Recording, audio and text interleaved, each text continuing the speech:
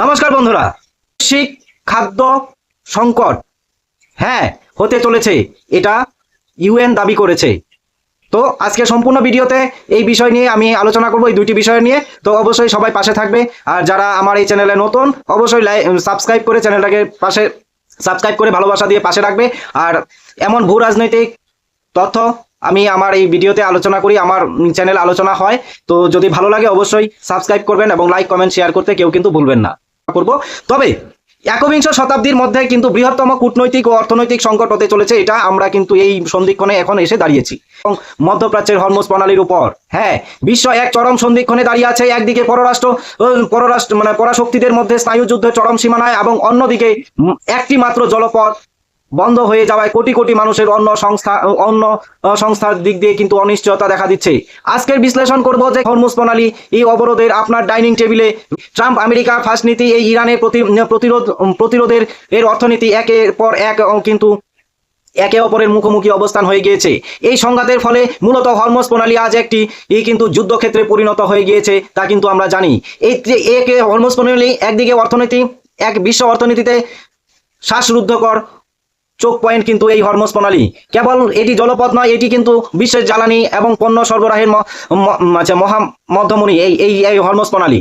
তো আজকে মাত্র এই যে 21 মাইল চৌড়া এই হরমুজ প্রণালীটি এখন বন্ধ হয়ে আছে, তাতে কি অবস্থা বর্তমান পরিস্থিতি? এখানে কিন্তু আগে 20,000 2,000-এর উপরে বেশি জাহাজ, বাণিজ্যিক জাহাজ এই মুহূর্তে ওখানে আটকে আছে, ওমান সাগরে এবং পারস্য সাগরে আটকে পড়েছে। এই জাহাজগুলোতে আটকে আছে প্রায় 20,000-এরও বেশি নাবিক। কিন্তু সমস্যা হচ্ছে শুধু জাহাজগুলো নয়, সমস্যা হলো সময়ে। প্রতিটি দিন যাওয়ার সাথে সাথে বিমা কোম্পানিগুলো কিন্তু হাজার এই জাহাজগুলো যে আটকে আছে তাদের প্রিমিয়াম 5 থেকে 10 গুণ বাড়িয়ে দিচ্ছে, যার ফলে কিন্তু বিশ্বের প্রতিটি এই প্রান্তে নিত্য প্রয়োজনীয় জিনিসের দাম হু হু করে বাড়তে চলেছে এবং বাড়বে। যে তেল সংকট থেকে খাদ্য সংকট কিভাবে হচ্ছে, এক ভয়াবহ চেইন কিন্তু রিয়াকশন এখানে আছে। সবাই ভাবছে যে হরমুজ প্রণালী বন্ধ মানে কেবল তেলের দাম বাড়ছে, তা না। আসলে কিন্তু এটি বিপদ অন্য জায়গায় আছে, সেটা হলো খাদ্যের বিষয়, খাদ্য নিরাপত্তা। কেন জ্বালানি তেলের সংকটে সরাসরি আপনার খাবার প্লেটের মধ্যে এর প্রভাব পড়ছে?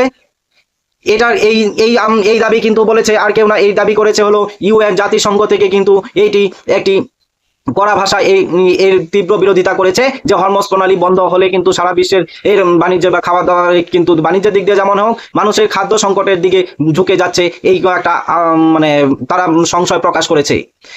তো এই বর্তমানে যে আধুনিক কৃষি ব্যবস্থা এই সারের উপর নির্ভর করে, আর এই নাইট্রোজেন, ইউরিয়া সারের প্রধান কাঁচামাল হলো প্রাকৃতিক গ্যাস।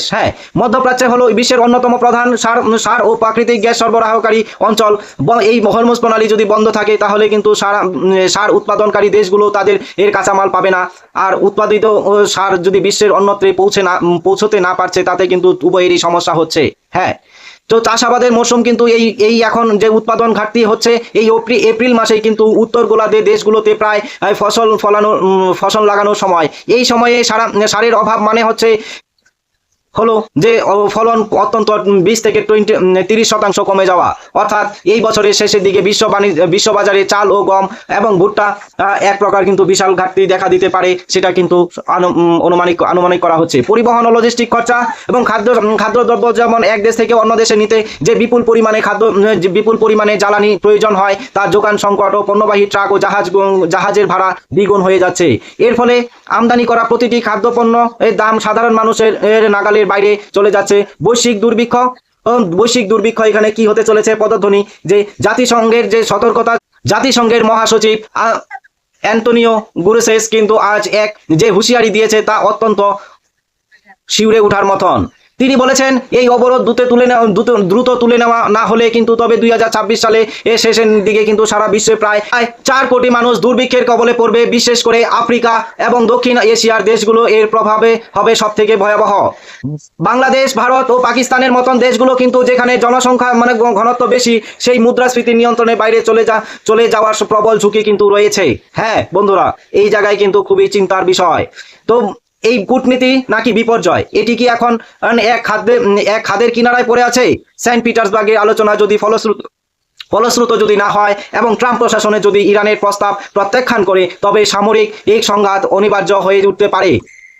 আর সেই সংঘাতের মূল্য দিতে হবে সাধারণ মানুষকে, যুদ্ধক্ষেত্রে নয়, বরং নিজের ডাইনিং টেবিলেও কিন্তু এর রেস কিন্তু আসতে চলছে। আগামী দিনগুলিতে কি কূটনীতি জিতবে নাকি হরমোজ প্রণালীর এই অস্থির বিশ্বকে এক দীর্ঘস্থায়ী দুর্ভিক্ষের দিকে ঠেলে দিবে, তো সেটা সময়ই উত্তর দিবে। আর যদি ভিডিওটি ভালো লাগে অবশ্যই লাইক কমেন্ট শেয়ার করে পাশে রাখবেন। আর নতুন হয়ে থাকলে অবশ্যই চ্যানেলটিকে সাবস্ক্রাইব করে ভালোবাসা দিয়ে পাশে রাখবেন। আপনাদের ভালোবাসা পেয়ে আগামী দিনে এগিয়ে যেতে চাই। তো দেখা হবে পরের ভিডিওতে। সবাই ভালো থাকবে, সুস্থ থাকবে। জয় হিন্দ।